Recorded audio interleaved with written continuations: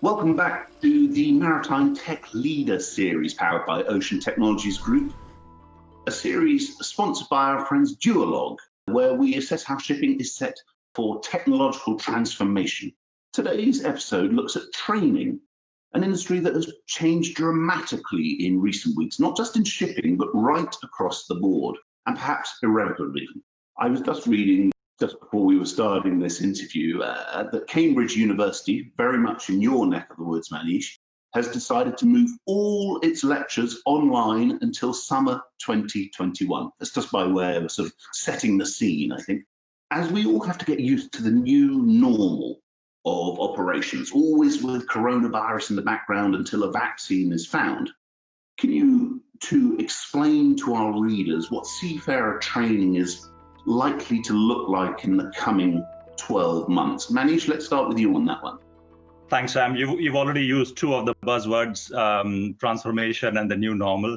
What we will see in the coming months is not so much transformation. It is going to be more improvisation and more adoption.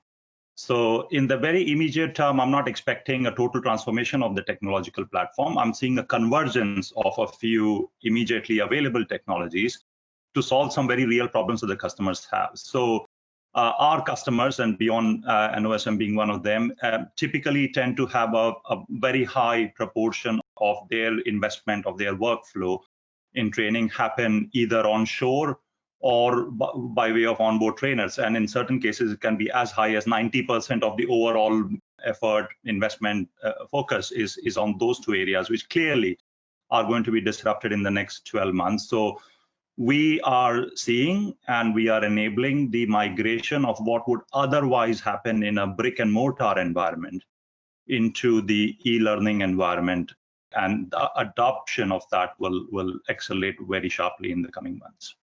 Bjorn, does that sound about right to you, what Manish is saying there? Sounds very much about right in my view.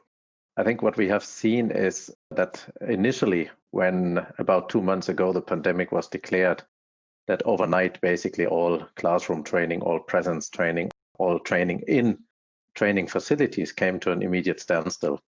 So the initial response was, what can we transform into digital formats?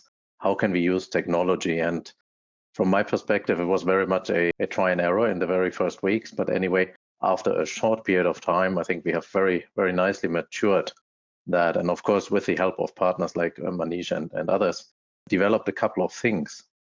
As such, we have virtual classrooms, we have blended learning concepts via our own apps, we are using external products. And what we have seen is a more connected learning community, which in my view really looks ahead instead of having what we call this touch and go. When people come to a training facility, they spend time together, they're all nice, they're all good. But then they leave, and then sometimes we don't know what happens after. With the new technology that we have, people stay connected, they share learnings, and we create a self-learning community by that, which is encouraging each other to advance skills and creates a sense of belonging. And for us, that's also a retention mechanism, obviously. Well, let's look a little bit more long term. We reported recently comments from the head of the class society DMVGL Maritime, who said that the current pandemic had turbocharged shipping's digitalization journey, advancing it by half a decade, quite precise, 5 years. Anyway, when it comes to training, just how much, I'm putting you on the spot here, by how many years and how permanently has the current pandemic turbocharged the use of tech in training? Bjorn, not an easy question, I'm going to start with you. That's certainly a good guess to say by 5 years. Probably it depends on company by company and what we see in the industry as well, and what training we are talking about. Are we talking about more knowledge-based training or also skills-based training where practical application is needed, where nowadays you need to complement it with onboard training?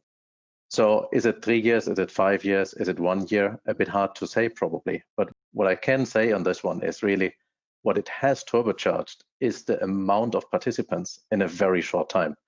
So what we have usually trained over a couple of months, not to say 1 year probably, we have now trained within 2 months. And that is, I think, a huge turbocharge. It's a huge turbocharge in terms of competence. It's a huge turbocharge in terms of connecting with people. And it's certainly a huge turbocharge in number of years, because if you looked at these participants would usually have had to come next year or the year thereafter or the year thereafter, now they're here. So that probably gives a fair idea. Is it 3 years? Is it 5 years? Probably somewhere there. I mean, we have hundreds of people that we have trained over 2 months that we usually wouldn't be able to reach. Interesting also to note, with the online training, people are more focused, more targeted, and we see quite a good adoption of the competence and the knowledge immediately being transferred. Good. Manish, I imagine that you would probably agree with that, and you're probably seeing it in the take-up for your products, whether it's VideoTel, Seagull, or others. Indeed. I mean, so on that metric, I mean, even since the last couple of months, we have seen almost a doubling of the online delivery of our courses. Just to build on what Bjorn said, how long is a piece of string? But I would agree that I feel that we have moved forward by about 2 to 3 years. And that is not so much in terms of technological development, it is in terms of adaptation and enablement, because a lot of the work that we were doing, so for example, we've been talking about the greater use of virtual reality in recent years, and a lot of investment has already gone ahead, and including at our end. The use of augmented reality overlays, the use of a lot of the kind of live on-demand learning. And my estimate for the broadband connectivity between ship and shore was 2 to 3 years to get to that optimal level of delivery. And I feel that that is going to immediately be brought forward. So I would agree with Bjorn. We would otherwise have come to 2023 to a certain level of scenario, and we'll come to that now in 2020. Just to build on that as well, we are seeing a lot more training on demand. So as I said, about 90% of the effort used to go in classroom environments, but now is happening online. So a lot of our customers and users are now looking for on-demand learning. So if a crew are about to join a ship for the first time, who would typically have gone to their crewing office, they would potentially have gone for specialist training for a certain amount. Cargo pumping system or a new module of engine, and because of the way that we are having to mobilize crew in the current environment, that can't happen. We are looking for this online delivery system to bring those equipment specific, situational specific learning to our colleagues at sea. And I see that that is going to be a very big spike in the coming months, and we are already seeing that. It's doubled in the last couple of months, and I think it will exponentially grow through the rest of this year as well.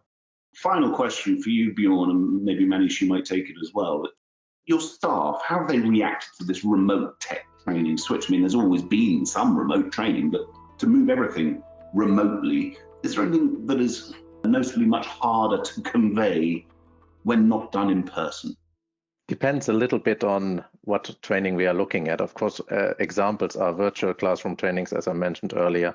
It is app-based training using some of the products that we see, which Manish has mentioned.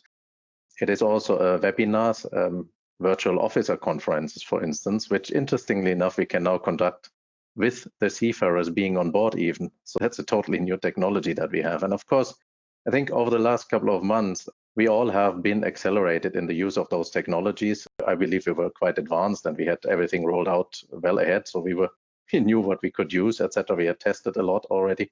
But of course, you have the normal adoption issues where people have then a bad internet line and then they don't know how to do this. Then you have the families there. And those are the small, minor logistical things, I would say. What is more interesting is, of course, to see how do we deliver the training. And I have always been saying for any kind of training, it is very much depending on the competence of the trainer, very much depending on his skills, on his creativity, on his enthusiasm, how he can motivate a group. A learning is, or an experience is, that in this new setting, this is way more important than in the classroom, because suddenly the support amongst the participants is very different. So he has a much harder job to do to facilitate things. It requires discipline, of course. But then what we get out is, I think, a very, very good product. We have about 30 virtual classroom trainings that we deliver. We have more in the back of the drawer. But that's the normal that we deliver, which is the bulk. Apart from that, as I said, we have done virtual officers conferences, webinars, and kinds alike. And we were very careful in the beginning with a number of participants. How can you engage? But what we have seen is people have adopted quickly. We can catch various time zones in one go or in two goes, not a problem. And we have increased the group size where it makes sense. On conferences, for instance, it's possible, whereas on virtual classrooms, we have kept it small. Then what I mentioned a bit earlier as well, I would like to go back to that one briefly.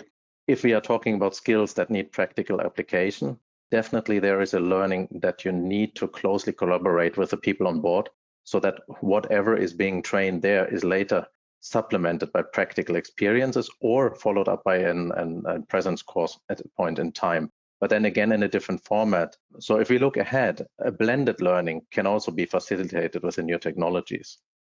So Manish, what's your take on that then? Do people miss the person-to-person part of the learning process? What they do, but again, it's more an adaptation issue. And in some ways, I suppose it levels the playing field. As a seafarer and a ship manager myself for all of my career, we exist in an environment where we've got to connect when you are geographically in a very, very, different situation. So I think, yes, there is a challenge, but I think it's a necessary challenge for all of us to get comfortable with. There are some practical issues that come up, which I'll, kind of build on what Bjorn said. Connectivity is a big one because you create the learning theater, the content is there, the tutor is there. It has actually become easier, as Bjorn said, to get the participants, the collaborators within the session is fine. The broadband connectivity, particularly when you're carrying out those sessions with the ship, is an issue. Another issue is there are certain aspects of the training process which are focused on assessment, and that require verification of the learner actually going through the assessment herself or himself.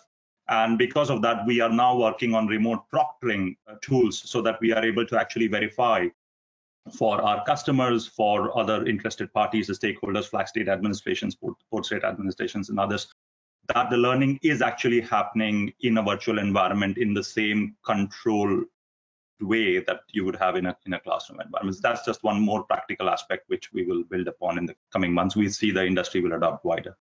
Well, thank you very much, both of you, for attending today. And we'll be back next week with another Duolog-sponsored episode looking at how technology is transforming shipping.